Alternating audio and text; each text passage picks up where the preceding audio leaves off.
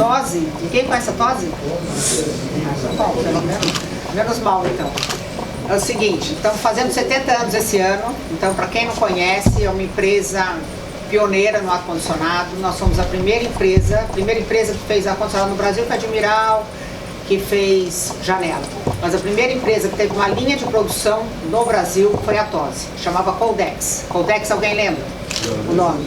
Então foi a primeira empresa. Foi fundada pelo meu pai, pelo meu tio, e depois o Santa vai contar um pouco mais, mas se vocês entenderem o nosso posicionamento hoje, nós fazemos desde chile até difusão de ar, passando por água quente. Somos 3 empresas: Tropical, TOSE e Jellyfish. Os mesmos donos, empresa nacional, familiar, sou eu e meus 2 irmãos, Marcelo e Márcio. Somos 3 sócios, continuamos o legado, já tem alguns, terceira geração entrando também. E a gente segue ainda com a mesma filosofia, trazer o que tem de novidade no mercado, que foi um mote assim, do meu pai a vida inteira, traz o que tem tecnologia, novidade, traz para o Brasil, tropicaliza e vende. Então nós somos líderes em vários setores no mercado, em fan coil de conforto, nós somos ainda líderes, vocês devem conhecer a Trox, a TOSE, a Tropical, acho que muita gente conhece a Tropical, né? A Tropical, que é nossa também. E a gente continua nesse segmento, e aí a gente entrou uns anos atrás com muito hospital, muita precisão, e somos líderes em eletrocentro também hoje em dia. Então eu queria me apresentar o Santa Maria e falar que nós somos muito orgulhosos de estar fazendo 70 anos no mercado e empresa nacional. Não é fácil, sobe e desce, então aí. Então espero que vocês gostem da palestra do Santa, é bem técnica, e ele vai contar um pouco dos nossos produtos, mas é bem técnico. Tá? Obrigada, gente. Tá ligado? Tá. Não tá. Não, tá. Bom, boa tarde a todos. Muito bem-vindos aqui à nossa palestra. Meu nome é Marcos Santamaria, eu sou engenheiro de aplicação das indústrias TOSE. Então, falar um pouquinho para vocês a história das indústrias TOSE. É uma empresa que nasceu em 1954 com o nome Coldex, foi fundada pelo seu José Daniel TOSE, junto com o cunhado dele, Mário Lanteri, e as primeiras peças que eles fabricaram foram peças para a geladeira Frigidaire, que foi a primeira geladeira fabricada no Brasil, e para o aparelho de janela Springer Admiral, que foi o primeiro aparelho de janela fabricado no Brasil. A Coldex foi um divisor de águas no mercado de ar-condicionado, porque ali na final da década de 60, não existiam fabricantes de equipamentos de ar-condicionado comerciais, existia só aparelho de ar-condicionado de janela ali residencial, e que o pessoal também usava às vezes comercialmente. Então existia meia dúzia de empresas de ar-condicionado que faziam projetos turnkey, montavam máquinas em campo, tudo isso. A Coldex foi a primeira empresa a fabricar selfies de 3, 5, 7,5, 10, 15 TRs, e isso é que possibilitou aparecerem os pequenos instaladores, porque antes só uma empresa muito grande, com uma engenharia muito grande para fazer equipamento, instalação, comissionamento, fazer tudo. Então esse foi um grande divisor de águas.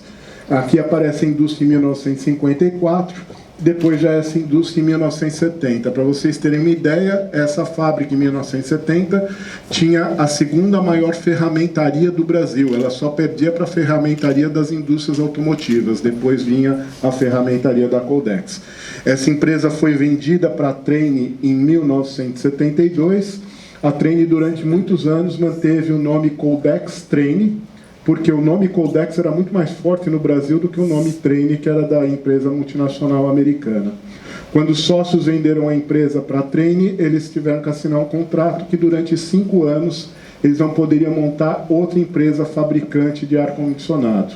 Seu TOSE ainda foi diretor da Trane do Brasil durante 2 anos, mas ele tinha um veio empreendedor muito forte. Em 1975, ele saiu e montou a Tropical, que foi a primeira empresa a fabricar difusores, grelhas em forma seriada aqui no Brasil.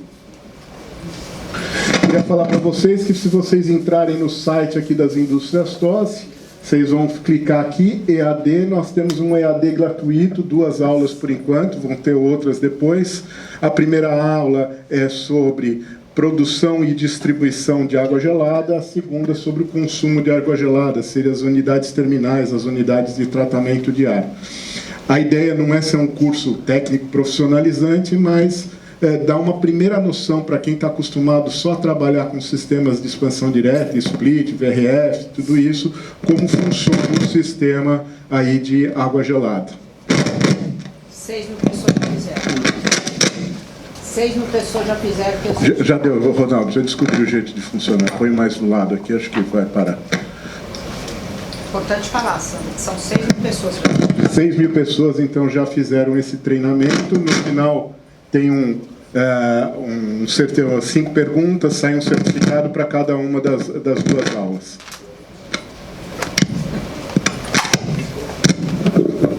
Então, agora aqui falando da Tropical.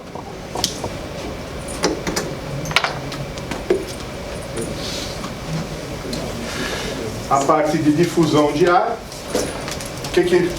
toda a linha de difusores quadrados, redondos, jet nose, fluxo de centro cirúrgico, parte de grelhas, tomadas de ar externo. Alô?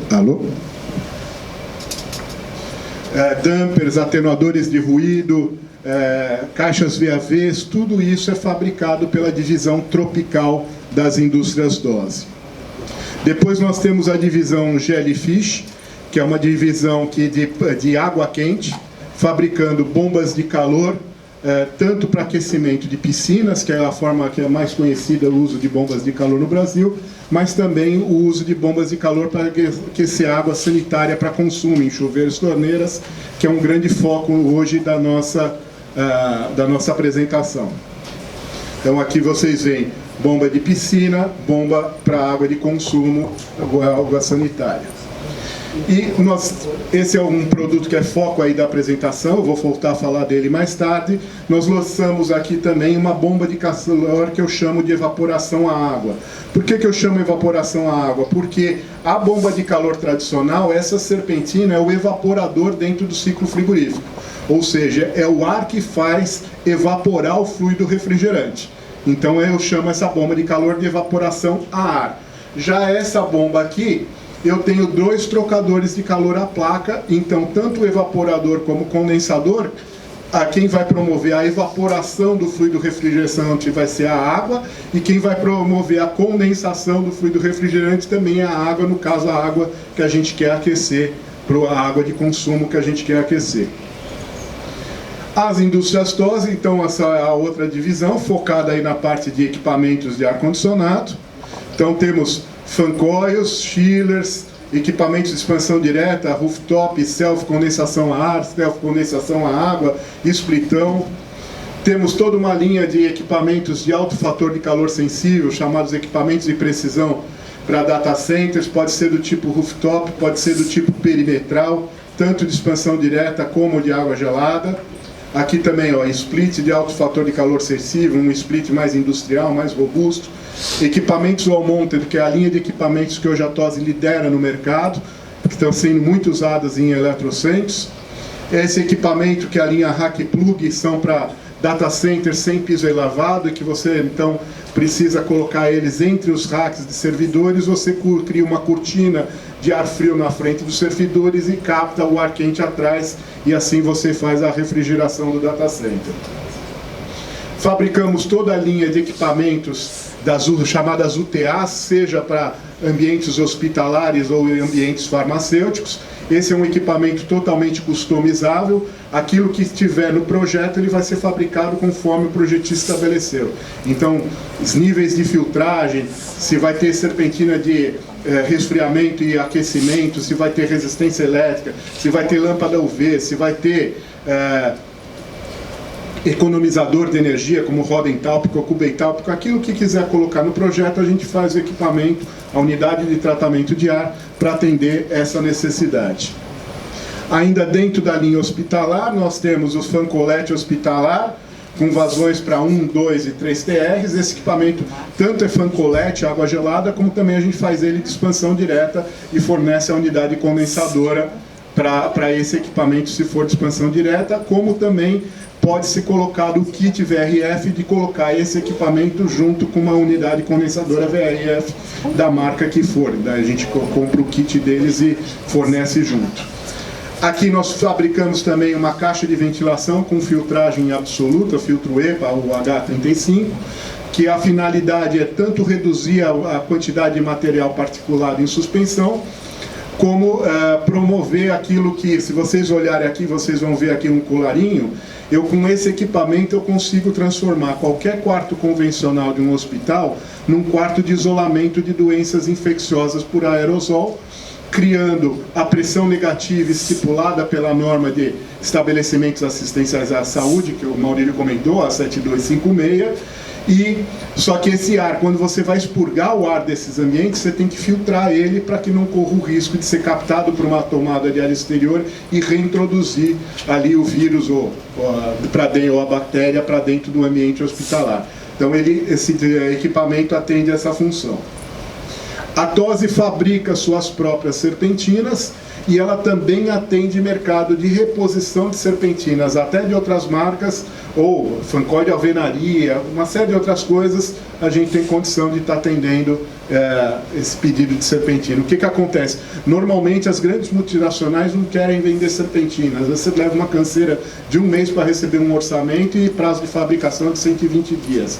Uma vez o projeto aprovado, a serpentina aprovado, normalmente a fabricação da serpentina é em torno de 15 dias dentro das indústrias TOSE. Isso, para quem lida com manutenção, faz bastante diferença.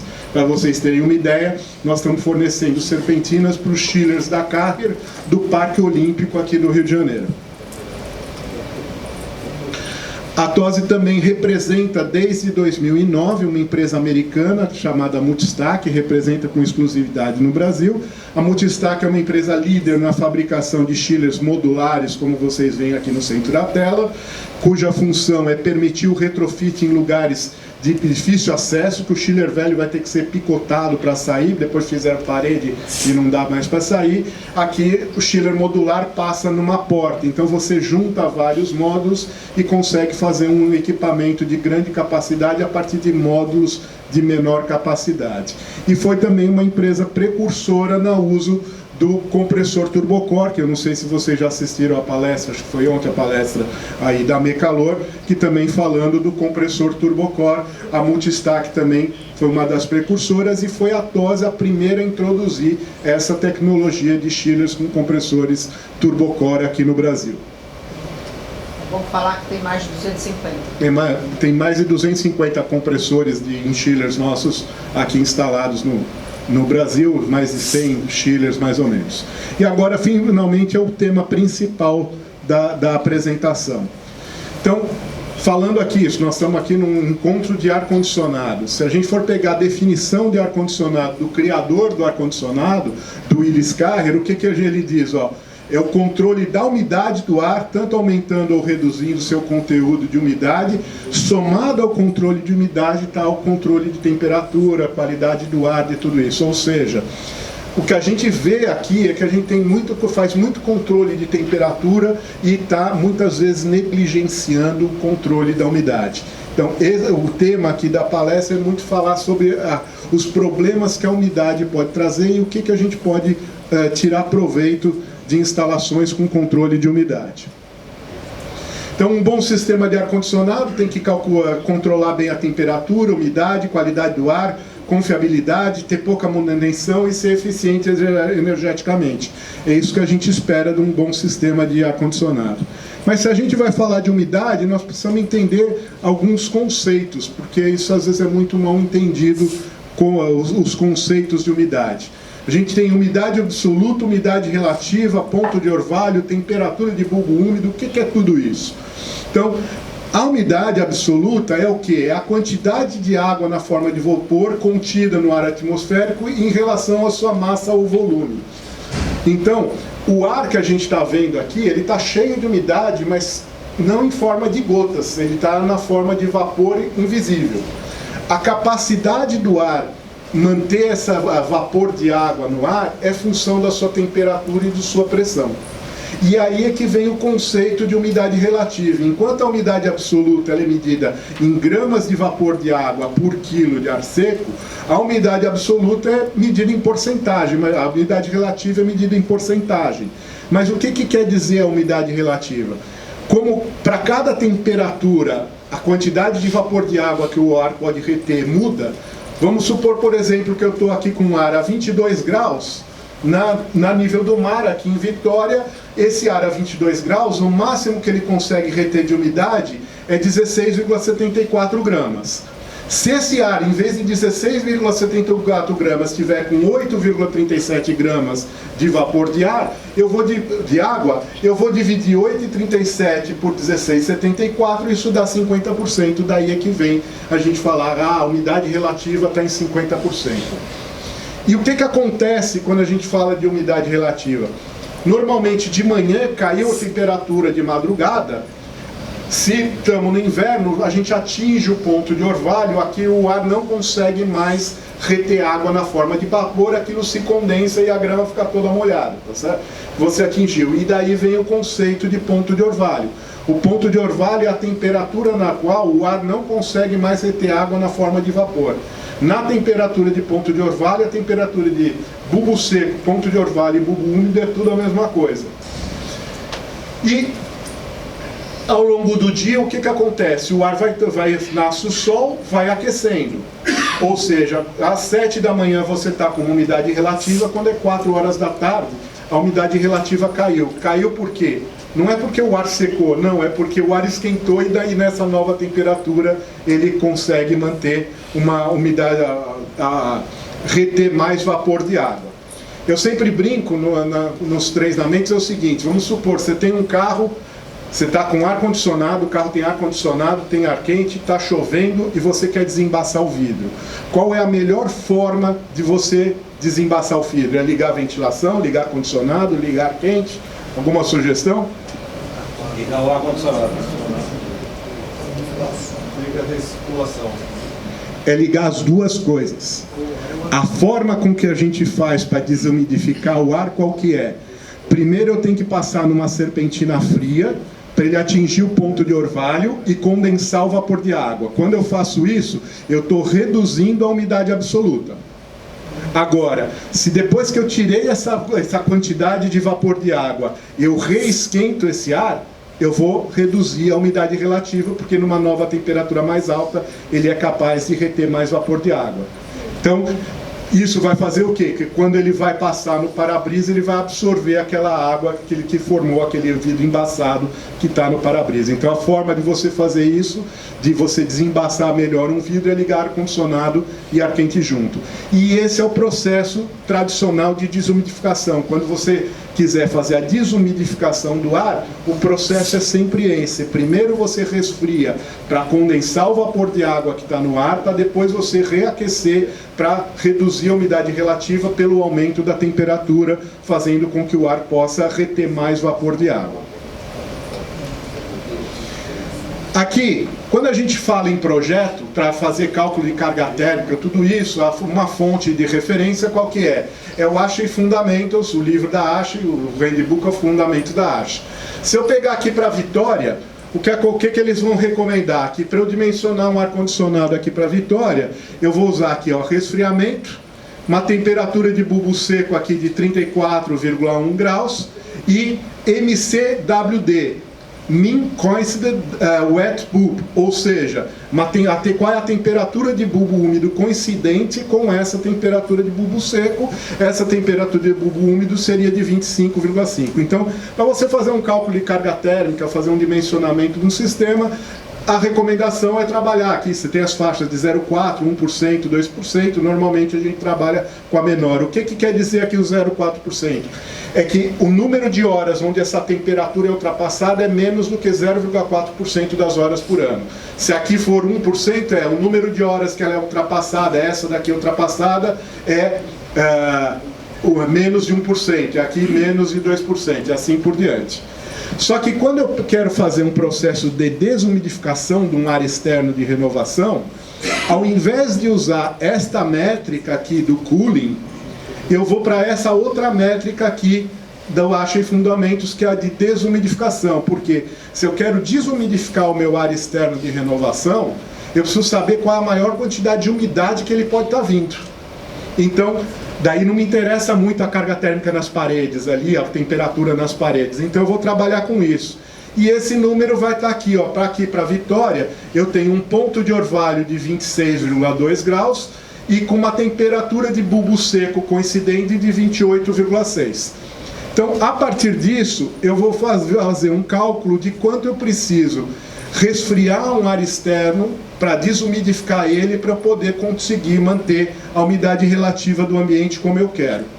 Então, supondo aqui que eu tenho um hotel, um hospital com 70 quartos, com 100 quartos, e eu queira ter uma renovação de ar da ordem de 70 metros cúbicos por hora, dá de 2 a 3 pessoas pelos 27 metros cúbicos por pessoa no quarto.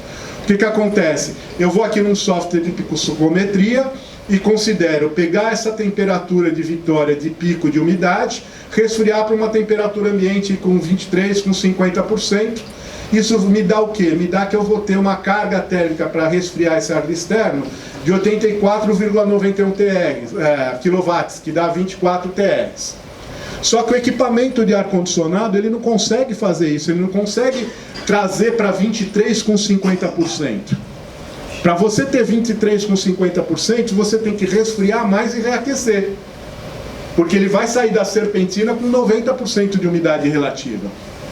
Então o cálculo não é esse, o cálculo correto é esse aqui, ó. Eu vou ter que baixar aqui o ar externo para 12 graus, porque 12 graus é o ponto de orvalho.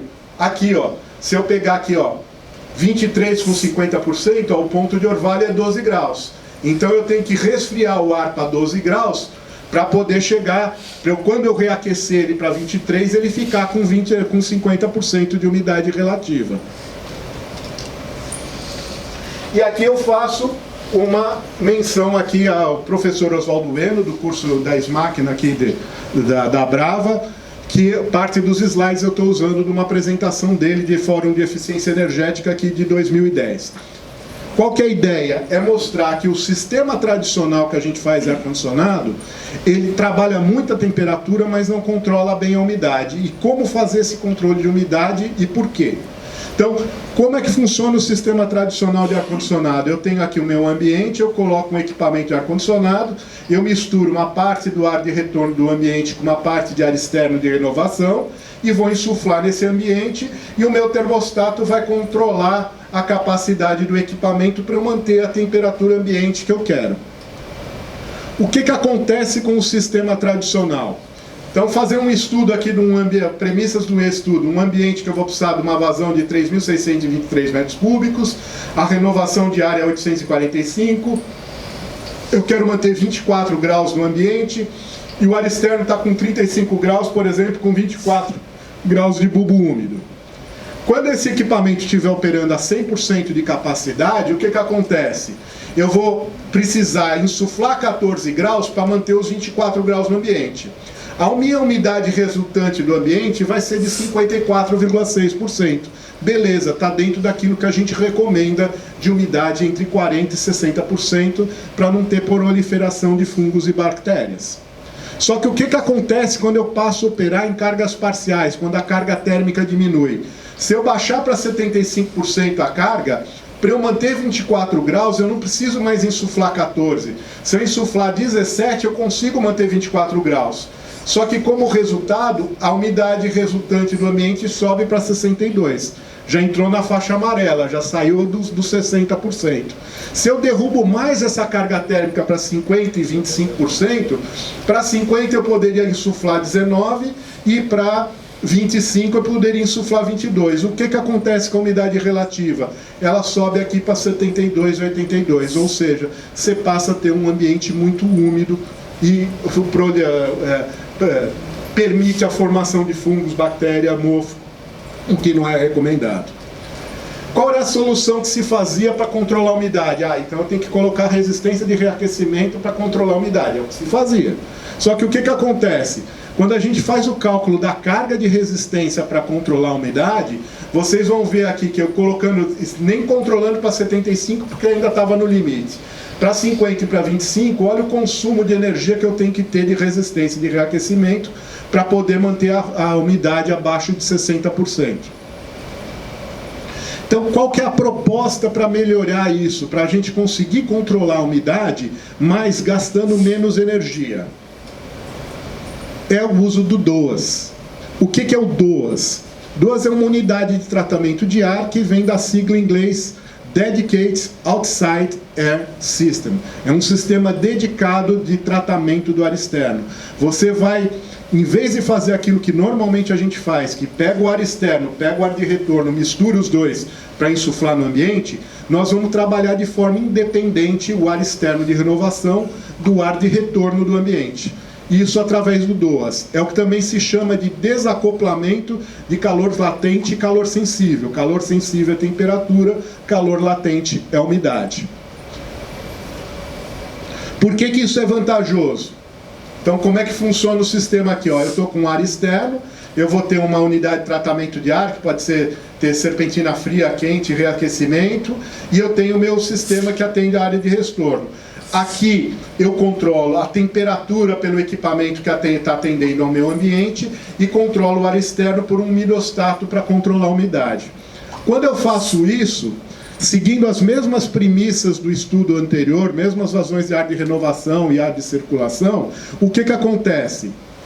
Eu consigo manter a umidade dentro da faixa entre 40% e 60%, aqui ó, 50%, 52%, 55%, sem ter um acréscimo no consumo de energia conforme eu reduzo a carga térmica. Então é muito mais eficiente do que eu colocar um sistema de reaquecimento. Então agora vamos comparar os três sistemas. Eu tenho o sistema convencional, eu diminuo o meu consumo de energia conforme cai a carga térmica, mas eu extrapolo a umidade e saio fora da faixa da umidade que eu quero. Se eu colocar resistência de reaquecimento, eu mantenho a umidade, mas olha o que acontece com o meu consumo de energia elétrica. Você vai consumir mais energia elétrica quando a tua carga for de 25% do que quando ela era de 100%. Já quando eu consigo trabalhar com um sistema em separado, sempre que eu estou reduzindo a carga térmica, eu também estou reduzindo o meu consumo de energia e ainda assim eu estou conseguindo manter a umidade dentro daquilo que é o desejado. Por que eu estou falando tudo isso? Vamos pensar aqui, nós estamos em Vitória, uma cidade litorânea. Se a gente pensar no Nordeste, tirando Teresina, todas as capitais do Nordeste são beira-mar. E os hotéis e hospitais têm um sério problema em todos esses lugares, que é o problema de mofo nos quartos. Por quê? Porque ainda se insiste muito em fazer projeto de ar-condicionado com caixa de ventilação para fazer a renovação do ar externo. Esse é um grande erro. Por quê? Porque se o sistema do ar-condicionado do quarto estiver desligado, o que vai acontecer? Não vai ter ninguém para desumidificar o ar daquele quarto. Resultado, o quarto desocupado está criando mofo. Ao passo que se você já tratar o ar externo e já desumidificar o ar externo, você vai mandar um ar seco para dentro dos quartos e você não vai ter problema de mofo. Isso é muito importante. Quando a melhor forma, a forma mais eficiente de você controlar a umidade é controlar na principal fonte de umidade, que é o ar externo de renovação, principalmente quando a gente fala em cidades litorâneas. Agora, a gente ainda pode melhorar esse sistema, em vez de só colocar um fan coil com uma serpentina insuflando a 12 graus, a gente ainda pode melhorar ainda mais esse sistema de desumidificação do ar externo, fazendo um princípio que a gente chama de ciclo Runaround Coil. Existe uma empresa americana que vende esse dispositivo aqui, essas duas serpentinas interligadas com um heat pipe. Então você pega o seu fan coil com uma serpentina e veste ele com essas duas. O que esse sistema vai fazer? Visto aqui na figura aqui, ó, a primeira serpentina do heat pipe, a serpentina existente, a terceira serpentina do heat pipe. A primeira serpentina, dentro da carta psicométrica, faz o resfriamento do ar. A segunda serpentina faz o resfriamento e a desumidificação. O calor absorvido aqui nesta primeira serpentina, ele vai via o heat pipe, que é um fluido refrigerante, ele vai para essa última serpentina e ele reaquece o ar sem gastar energia. Você está fazendo o reaproveitamento de calor. Só que o que acontece? Esse é um sistema que exige uma tecnologia para ser implementado e tem um custo relativamente elevado por uma demanda ainda muito incipiente dentro do nosso país, que ainda não tem esse conceito de tratamento separado do ar externo de renovação. Então, como é que a gente pode tropicalizar esse conceito para dentro, fazer a solução do tupiniquim nossa para dentro das nossas características construtivas de forma fácil? Fazendo isso daqui. Qualquer fabricante pode fabricar um fan coil com 3 módulos serpentinas e um módulo ventilador. O que acontece quando eu faço isso? Eu doso a vazão de água gelada, eu tenho 2 serpentinas aqui de água gelada ligadas em série. Por que eu faço isso? Conforme eu aumento o número de filas de uma serpentina, eu aumento a sua capacidade, aumento a área de troca, a capacidade de resfriamento e desumidificação. Só que, se eu faço uma serpentina com mais de 6 filas, ela fica muito difícil de você limpar ela. Então, o que eu faço? Eu passo 2 serpentinas de 6 filas ao invés de fazer uma de 12. Para quê? Para que eu monte com um espaço entre elas suficiente para eu vir lá com a VAP e poder lavar aquela serpentina e limpar.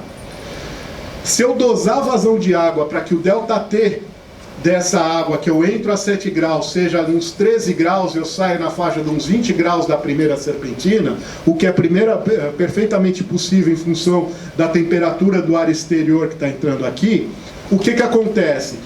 O ar, ao passar por essas 2 serpentinas, eu consigo, na primeira serpentina, baixar de 28 para 16, na segunda, baixar de 16 para 9.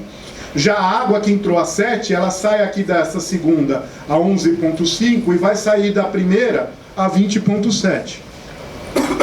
Qual é o resultado disso aqui? O resultado é que agora eu estou com um ar a 9 graus, que está com ponto de orvalho de 9, então é um ar que está seco, mas do ponto de vista de umidade relativa, ele está a 100% de umidade relativa, porque ele atingiu um ponto de orvalho. Só que esse ar a 9, agora eu estou com uma água a 20,7. Eu pego essa água e volto para a terceira serpentina. Agora eu faço sentir o caminho inverso, agora essa serpentina é de reaquecimento. Então agora esse ar aqui que estava a 9, ele vai subir para 19, e a água que estava a 20,7 vai baixar para 18,3. Como resultado, daí depois eu mando para o ventilador acrescenta uma pequena carga térmica do consumo de seu motor, esse ar aqui passa para 20 graus com 48,5% de umidade relativa, ou seja, se eu insuflo esse ar dentro do quarto do hotel com 20 graus com 48%, ele não deixa formar mofo de jeito nenhum nos quartos. E ele ainda está ajudando o sistema de climatização do ambiente, porque você quer manter uma temperatura de 23, o ar externo está chegando a 20, ele ainda está ajudando, diminuindo a carga térmica para o equipamento de recirculação. E dentro de um hotel você tem às vezes 1, 2 caixas de ventilação para atender 200 apartamentos. Então você vai ter que ter só 2 unidades ali de tratamento de ar externo para fazer isso. Então isso é uma coisa que eu venho pregando muito, principalmente em cidades litorâneas, tratem o ar externo, desumidifiquem o ar externo para não ter problema de umidade dentro dos ambientes, não ter problema de mofo. Agora, se vocês olharem o tema da palestra, vai dizer como o tratamento de ar externo pode contribuir com a produção de água quente. Então agora vem a segunda fase da apresentação. Imagine o seguinte, eu tenho agora um equipamento para tratar o ar externo, esse equipamento é de água gelada, então o que acontece?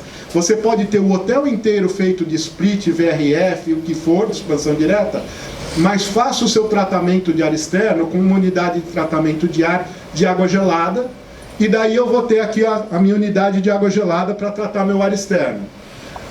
E quem vai produzir essa água gelada para o ar externo? Eu vou ter que ter um chiller para produzir.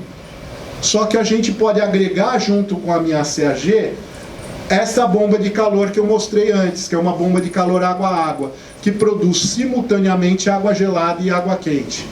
O que acontece? Quando a gente compara aqui no Brasil a demanda de ar-condicionado com a demanda de água quente, a demanda de água quente de consumo dos chuveiros, torneiras, tudo dos quartos, representa menos de 20% da demanda de ar-condicionado do hotel.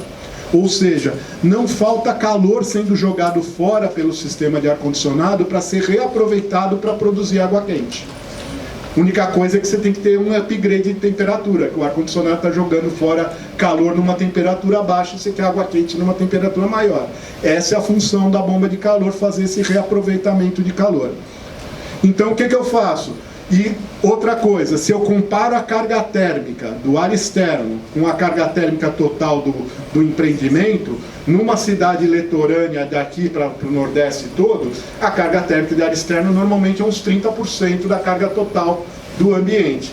Se a minha demanda de água quente é 20%, só a carga térmica de ar externo já é suficiente para eu fazer recuperação de calor e produzir água quente para o hotel. E esse é o tema da palestra.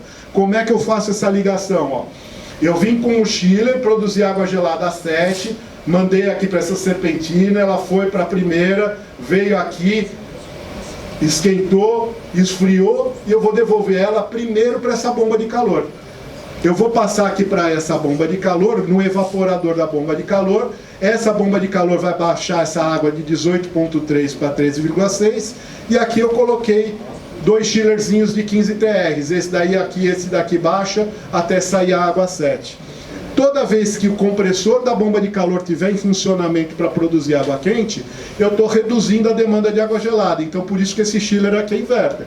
Porque daí esse daqui já esfriou o suficiente, esse daqui para de esfriar, reduz, modula, para manter a saída da água sempre a 7. Então, essa é a forma de você usar um sistema de tratamento de ar externo de renovação para resolver o seu problema de controle de umidade dos ambientes e resolver o problema de mofo, e ao mesmo tempo usar a recuperação de calor para produzir água quente para o próprio hotel e assim reduzir seu custo de produção de água quente. Essa bomba de calor, ela tem esse código HOT 55WW58, HOT de água quente, 55 a temperatura da água quente que eu produzo, WW porque ela é água no evaporador e água no condensador, e 58 é a capacidade de aquecimento aqui em quilowatts, 57,7, arredondei para 58.